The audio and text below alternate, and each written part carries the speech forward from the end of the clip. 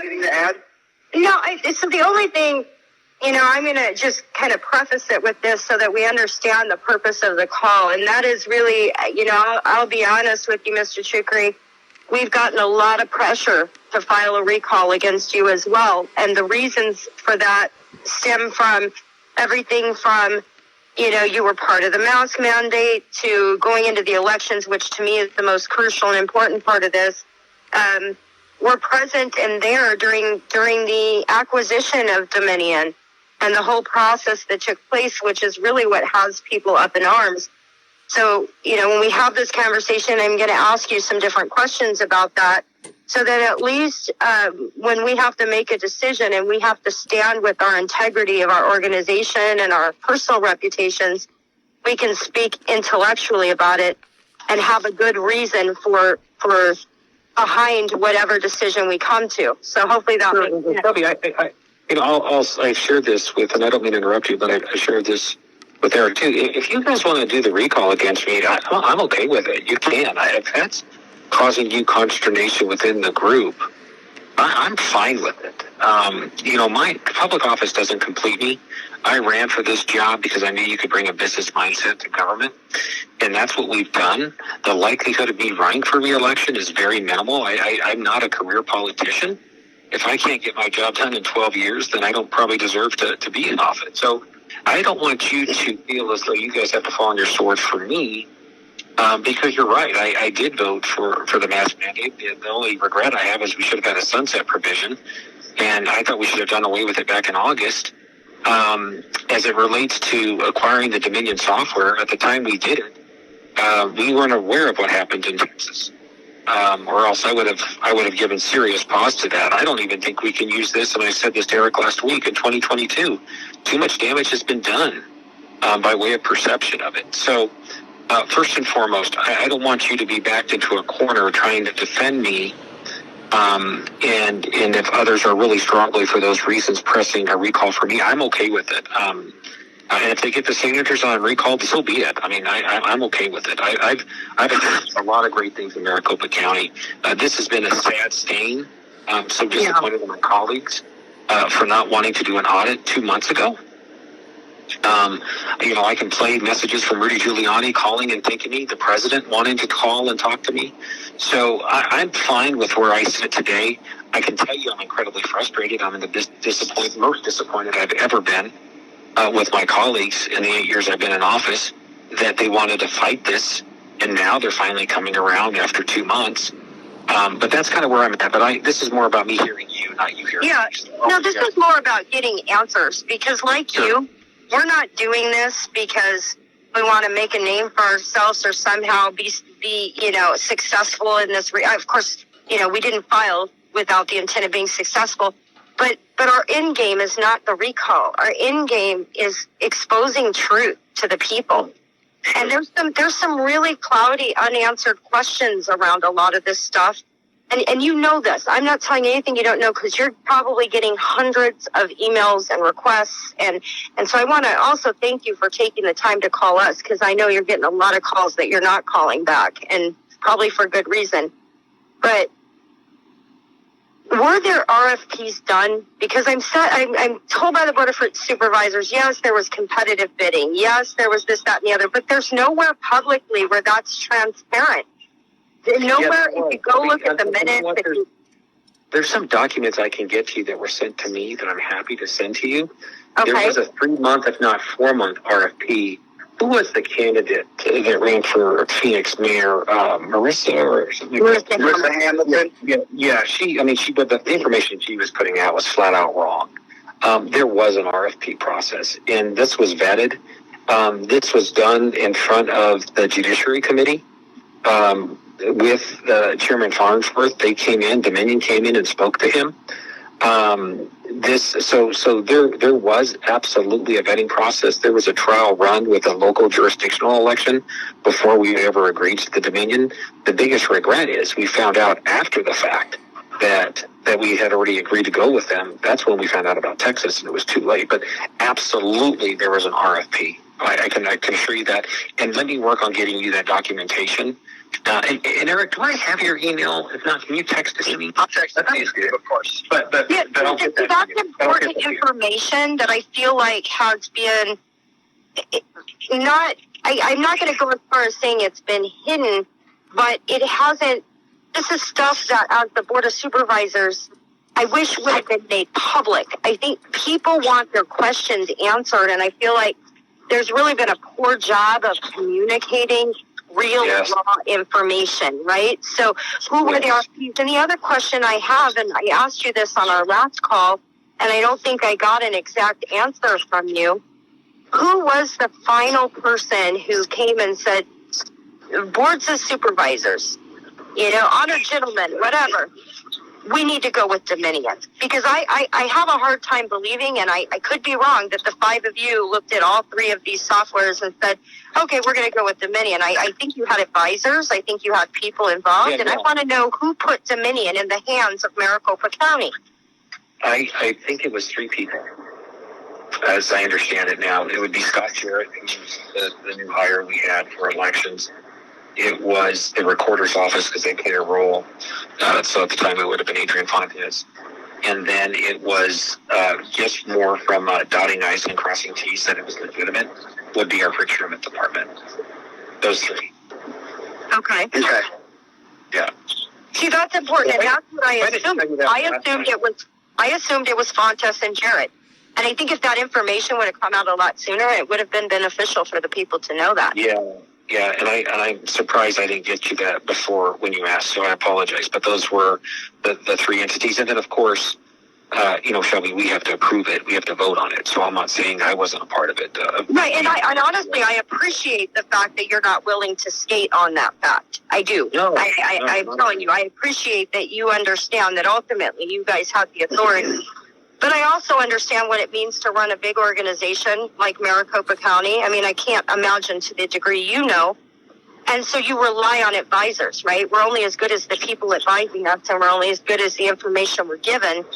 And it's important to know who the people were behind the scenes that were making these decisions, because they're the ones that are ultimately, I believe, you guys rely on to do the homework that wasn't done. Well, you're right. You're absolutely right. But I got to tell you, what President said, the buck stops with me. And in my first year of elected office, I went to the Arizona Republic, and I said, I am not voting for a tax increase, for a property tax rate increase. It ticked off Andy Kanosic. It ticked off all the other board members, because they told me that we couldn't cut anymore. But guess what? We didn't raise the property tax rate, and we were able to cut more. So I've always challenged folks, because we've even heard, think of this, Shelby. When I started, there was no county department head that is in the same position as when I started in Maricopa County. All 45 department heads, we've either accepted their resignation, their retirement, or they were fired. And it's because of things like this. It's because of telling us it's going to take $3 million to do something when it only takes $1 million. And we have, on the transparency front, we've even put devices on our vehicles to detect idling times to make sure we're not wasting gas with employees sitting in their car doing paperwork versus their offices. So I'm all about transparency. This was a screw up. We should have known about what happened in Texas, because trust me, I did that. Now listen, I knew about Soros owning some other kind of software. Do you remember some other kind of tabulation? People were warning me about that. Smartmatic, which is Dominion. Yeah. Well, no, it was a different name. It wasn't Dominion, because I ever remembered it. No, it was Smartmatic. Was it? Okay. And so 2 years ago, when I told my constituents, I'm going to do everything in my power to go back elections, our authority from Adrian Fontes when he screwed up in 2018, never in a million years, we were successful. And never in a million years would I thought I'd seen this. And that's when the Soros issue came up. But I never connected Smartmatic to Dominion.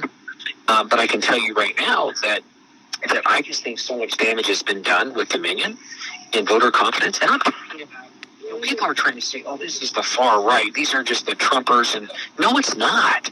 This is middle of the road Republicans too. Like my mother, who's 82 years old. She's like, honey, I don't trust voting anymore. My mom said that, 82-year-old mother. My contractor building a house for me. Same thing. I've had Democrats write me and say they don't have confidence, they don't like this dominion. So I just think, look, I think we have to do this audit to see what happened or didn't happen. But I got to tell you something. I don't know that I have confidence to be able to use this software in 2022. I've told that to my colleagues. But I don't care what it costs. So, Steve, let's talk about that for a second, because that being said, there's one guy that I would like to see be part of this audit from, and it seems to me that maybe he's getting some pushback, but I understand he would actually do this for free, and it's basically the ballots. It's all 2.8 or 2.4, however many voted. Basically scans the ballots, doesn't touch them, just does the process, and I texted his name to you. It's Jovan Hutton Lewis. One way or another, I would like to have him be part of this process. I understand that everybody's trying to get the EAC. Is that what it is, Shelby? All I did is I passed it on to my chief of staff and said, hey, listen, I want this to be part of our consideration on Monday when we discussed it. Okay. And I know that there is some kind of accreditation and stuff that has to be done. I don't know if we've gone through that yet or not. But here's the question I don't have, Eric, is there's something by law that says that now that they're in the treasurer's vault on how we can access or not access, we might have to request some of that from the courts. But what I like about this, folks, is all three of you, is what I like about it is the fact that we are going to work with Senator Fan and others. So it's not just going to be us. And the more you can give them ideas as well, this is going to be a joint effort. And I'm embarrassed to say that my colleagues were challenging the legislature on these subpoenas and trying to fight fellow Republicans for an audit. I mean, that's why I voted against them. But if we can do this in a joint venture and talk to Warren Peterson and Karen Fan and say we're demanding this, because I don't know how tough my colleagues will be on making sure we have certain things looked into, and I want to make sure we have a lot of things looked into. This can't just be window dressing; it's got to be a real audit. Does that make sense? It does. I have a question for you on that, because it's been difficult to get a straight answer. Yeah. Who is making the final decision on who does the audit? Is it a joint decision between the Board of Supervisors and Senate, or does one hold the authority over the other? Shelby, what I understand right now, and you have to remember something. I am persona non grata right now with my colleagues. I was passed over. I was supposed to be vice chairman. They chose Mr. Gates because of my opposition to this. Now, they're not saying that's why. They're just saying they thought I was really busy and I couldn't do both, which is horseshit. But they passed over me because of my position on this. So you have to remember there's a lot of politics at play. So I don't get all the information. But what I do know is that on Monday we're going to be discussing this, and I'm hoping we're going to be voting on it Wednesday in our formal board meeting. And my issue will be, and what I'm going to be pushing is that we do a joint audit and we work together on this and we compile a laundry list of things we want to check. It should be both of us doing it. And the last your connection, sorry to interrupt, but your connection's kind of bad. I don't know. Oh, is it? Is Hearing you. Is that better? Yeah, that's better. Thank you. So what I was saying is that I don't know how much of that you missed, but my effort would be to have us do it jointly, because that way I think we can have more done versus just, because remember, I want a laundry list of stuff done. My colleagues might say, no, we're only doing A through B when I want A through F or longer. So I think in doing it in a joint and tangential effort with the legislature, we'll have a better audit. And I'll know more on Monday, and that's what I'm going to push for, that we do it together and we both agree on the scope of the work. Okay. No, that's very helpful, because that's what we're trying to figure out. It's like everybody in this situation, for lack of a better word, so forgive me, it's not meant insulting, everybody seems to be passing the buck back and forth, right? Oh, yeah. But it has to stop somewhere. It does. And this is an accountability. That's why I'm saying I've never been this disappointed in my colleagues. I've never been this disappointed. And, like I told you earlier, that it shouldn't be this hard. But do you agree with me that there's no way we can use Dominion, even if this audit comes back clear in 2 years, that we have to start anew? 100%. I agree. Do you know of other machines or other tabulators out there from companies that we wouldn't have this kind of problem with, that are more reputable? Whatever Texas and Florida used. I know that there are organizations right now that are working, American-based organizations that are working to develop software that I hope come out soon. That would be good.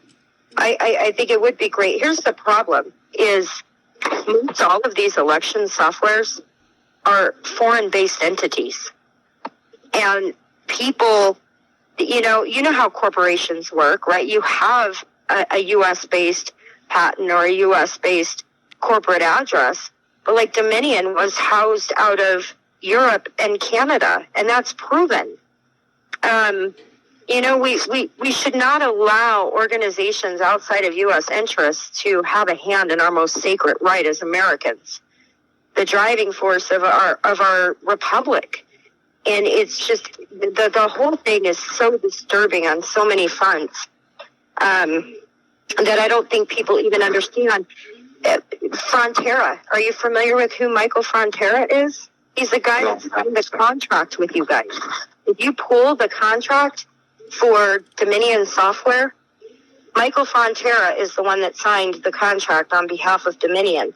I did some homework on this man. He's been implicated in multiple states for accessing tabulation systems inside the recorder's office and having miraculous shifts in votes.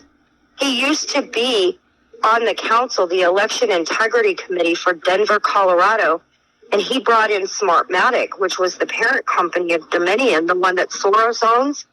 And Denver had the most disastrous election in U.S. history. And then he went on to work for Dominion. And he's the man that signed the contract with you guys.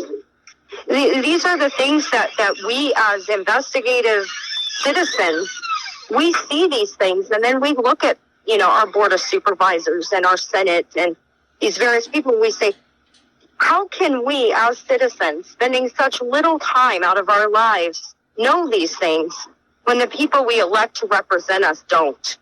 And that's where you start, that's where things get a little messy, right?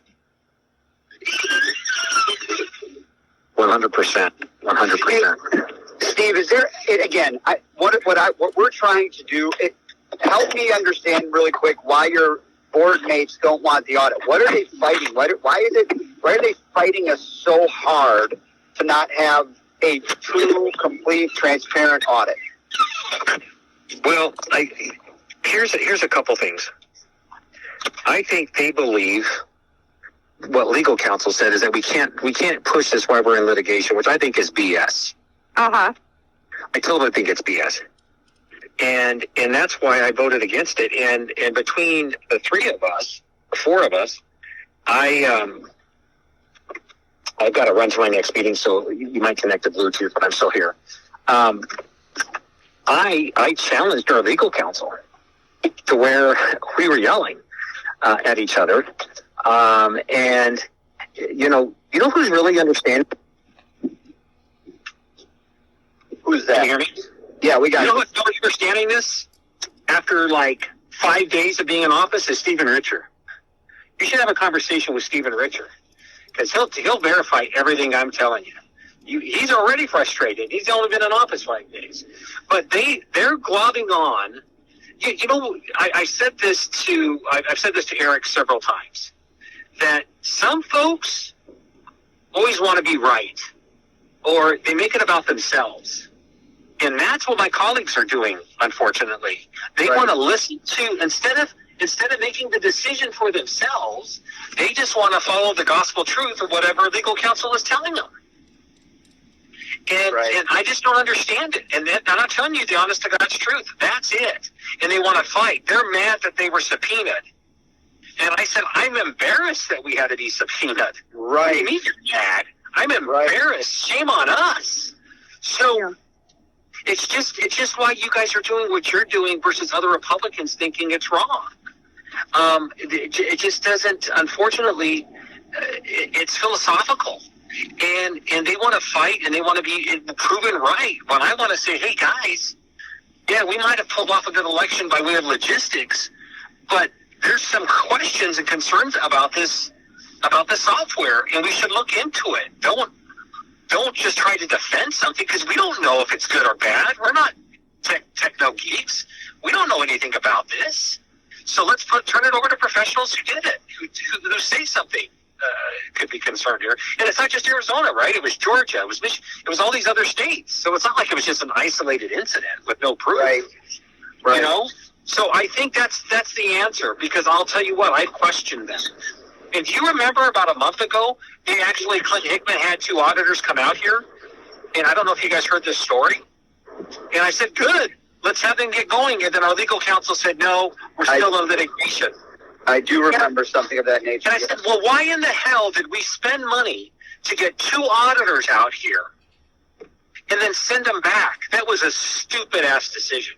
And Clinton Hickman and I have not had a personal conversation since then.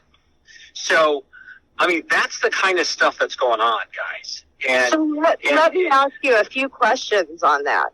So Clinton Hickman he's doing this at, forgive the insult, I call it an apology tour. He's like going out now and talking to these Republican clubs, saying he needs people to hear his side of the story. And one of the things he said last night is that you guys have already turned over quite a bit of evidence for review, and that there's a lot of evidence already in the hands of the Senate and others for review. I'm unaware of that. Is that true? And if so, what was turned over? We've handed over some things. Uh-huh. But I mean, it's you know, I can't even tell you everything it is, because I'm not saying I've checked out, but I'm just so frustrated. Yeah, we've sent over some things that they've asked for, but if you guys see it, you're going to say, okay, great, but it's not an audit of the machines. Right. You know, it's not an audit of the machines. I mean, you know, it'd be like you asking me for some help. You need $10,000, and I give you $200. That's not helping you. Right. It's not helping you. Okay, and then the other thing, I did talk to Colonel Waldron today. Steve and I had I a like conversation. him a lot. He's a great guy. I really like him. He's a class act. And I will tell you, contrary to popular belief, he does not work for Giuliani. He's never received a dime from Giuliani. He is a man of his integrity who was asked to do some. He's a decent guy. 100%. Yes. Keep going. I'm sorry. No, that's fine. And he said that, and he's trying to get all of the message to the right people. But he said that there is a way to easily have Jovan do the audit, since he has a proven track record of these audits that have not been challenged, and allow live viewing and live access to the data as it's being audited by the EAC and any other organization that you guys approve, where they can literally real-time watch the audit on the backside taking place, to make it extraordinarily unbiased and extraordinarily transparent. Meaning, it can be viewed by multiple parties at the very detailed forensic level, to where there could be no possibility of manipulation. And so I encourage you, we're working on it now, but I encourage you to push for a conversation with Colonel Waldron prior to making any final decisions, where he can really explain the intricacies of this that none of us could possibly understand. You know? Okay. Yeah. Is that something you'd be willing to do, Steve? Have a conversation? I've talked to him several times. Okay. What would be helpful is if I could get a list. If I could get a list of what we should be looking for too, and maybe I'll just call him this weekend. I've got his number in my phone. Yeah, for sure. And he's willing to obviously come out and meet with people.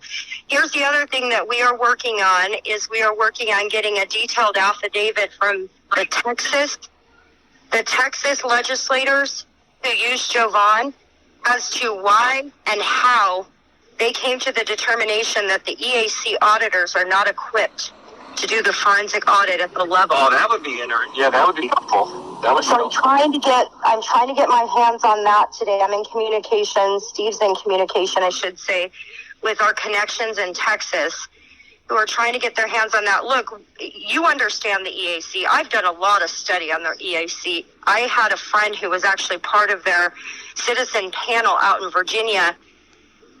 These guys are a rubber stamp agency. They don't understand the intricacies of that any more than we do. You know, to say as a board of supervisor, you're going to understand the intricacy of the forensics involved in these, that would be unrealistic to expect that. That's why we have to lean on experts that do. And the EAC, Exactly. look, they rubber stamped Dominion. They certified Dominion. What were the parameters? They're very minimal. And so why would we trust a party that we can't consider impartial because they're the ones that approve the usage of Dominion? So in doing so, you know, they have a vested interest in ensuring that this audit is as softball as possible. Sure. So, anyways, I'll call Colonel Walden over the weekend, and I'll tell him we're getting close. And hey, let me know. Let's talk about what needs to be included in this. So I will do that. Okay. Because here's the thing: you know as well as I know, you know the climate out there. Probably even more so than we do. And we're getting, I'm not kidding you, thousands of emails a day. We can't even keep up. People are frustrated and they want real answers. And a softball audit, it's not going to satisfy the appetite of the frustrated, disenfranchised voters right now. It's not. No, I think we need a real audit to see what happened in this past election. And then I think we need to find a different tabulation entity, company, whatever you want to call it, for 2022. I think agree 100%. I think that's the best thing we can do for voter confidence, personally. Well, and here's the other thing. You know, you've got a lot of really brilliant citizens in this county. When these kind of decisions that are so effective on our lives take place, it probably wouldn't hurt to make it a little more public that these decisions are being made and allow public weigh-in, because there are a lot of very smart people that do a lot of homework, and it really can't hurt to let people have a voice in the room. No, absolutely. Hey, how do you think we came up with how to get elections back? I mean, I got those from my constituents. Right. Yep. So, is there anything? I totally agree with you. If you would call Colonel Walden, that would be great, obviously, and talk to him about because, Steve, I truly believe, and you and I have been friends over a decade now, I truly believe that this election was stolen from Trump, and I truly believe it was done through software and horrible signature verification. But that being said... And I think it was done through dead people voting. I think it was multifaceted. I think there's a lot of cleanup we have. They threw everything but the kitchen sink at these elections. The information, the data we have is incredible. USA Today has put out a hit piece on our organization stating that the information we provided at our rally was conspiracy and unfounded truths. We have the evidence. Wow. We have the voter rolls. We have it. Wow. But they don't want to admit it. And you're right. It was multi-layered. It was dead voters. It was fake voters. Ballot harvesting. Yep. It was ballot harvesting. It was poor adjudication. The electronic adjudication that Ducey signed into law under this COVID thing. And it was, hey, I can't just blame Ducey. It was the entire legislation unanimously voted to allow electronic adjudication in this election. It was untested and unproven technology that we allowed into our state under the cover of the night. And you know, so they allowed a lot of things to happen. And there's a lot of people to blame for it. And whether it was intentional or whether it was, you know, who knows why, but the problem is we know it exists, and you can't unsee what you've seen, you know? Yeah, I hear you. Well, listen, I got a 2:00 waiting for me, and I'm sorry to cut this short, but I told you I was having a crazy busy day. No, I know. I will call Colonel Walden. I hope this has helped you, Shelby and Steve. I talked to Eric quite a bit. at least give you a little bit of perspective where I'm at on this and where I've been, and answer some of those questions you were looking to get answered. Yeah, and please, I know you're going into another meeting, but at your soonest convenience, can you please get those documents to Eric? On the audit? The documents on the acquisition. Not the audit, on the RFP. I'm sorry, I misspoke, the RFP. The RFPs and all the stuff that took place that's not on public record right now. That would be great. Yeah, I'll get you the stuff on the RFP. You bet, absolutely. And listen, you heard what I said on the recall. You guys do what you have to do. I'm not going to hold it against you. Look, man, I get that. Steve, I'm still of the opinion that you're the only one fighting for a forensic audit. What I wanted to tell you before you jump into your true clock is, listen, if you're going to take that fight on the forensic audit, we will back you 100%, and we will come out firing with press releases and all this good stuff. If you want to become more aggressive in your board of supervisor meetings, we have your back, man. And when you'll hear me on Wednesday. You'll hear me on Wednesday. If it's not on the calendar, if it's not on the agenda, you wait to the end of the meeting and I'll say it. Okay. You'll hear me loud and clear, trust me. You know what I find really interesting, group, is Hickman, who I asked for 2 freaking months to bring it up for a vote. And now he's doing this apology tour bullshit? That pisses me off. He had every chance to do it. Every chance to do it. And then they got mad at me for going against the legislature on these subpoenas and going to court. I mean, I just think that's hypocrisy. It really ticks me off. That really ticks me off. And trust me. Go ahead, Shelby. No, I was just going to say, I appreciate you taking the time with us. I appreciate you being as transparent as you can. And I appreciate that you understand the reason behind why we're doing what we're doing, whether you agree or not. And I'm not going to ask you to tell me whether you agree or not. That's not a position I want to put you in, but I understand that you at least respect and understand where we're coming from. I do agree that I think this has to be looked at to make sure that this election was not what some believe it is. To make sure we have to get to the bottom of whether or not this system is compromised, plain and simple. And I think that's important to know. But I think equally important and more important is for future elections, for people to have the confidence in their vote. And they will not have confidence in Dominion software. No matter, even if we find nothing, it was perfect. The damage is already done to their reputation. The damage is already done. So I just don't think we can use it in 2022, and I don't see how I can support it. Now, it's going to be costly to taxpayers, but I've always said, when it comes to one's right to vote, I don't care. I'm a fiscal conservative. I don't care what it costs, but I'm going to always spend what we need to spend to ensure that someone's vote is counted. Well, and I think it's important that your Republican colleagues understand that the ones they're disenfranchising by not making it open and transparent and secure are the very same people that would traditionally vote for them. Yeah, exactly. I'm not going to get reelected at this point. I can agree with that. Democrats are going to still turn up and vote because they don't feel like they've been cheated. Yep, exactly. All right, guys. Well, hey, have a great weekend. I'll get you that info, and then and we'll keep the conversation going. All right, thank you. Okay. All right. Appreciate you guys. Bye-bye.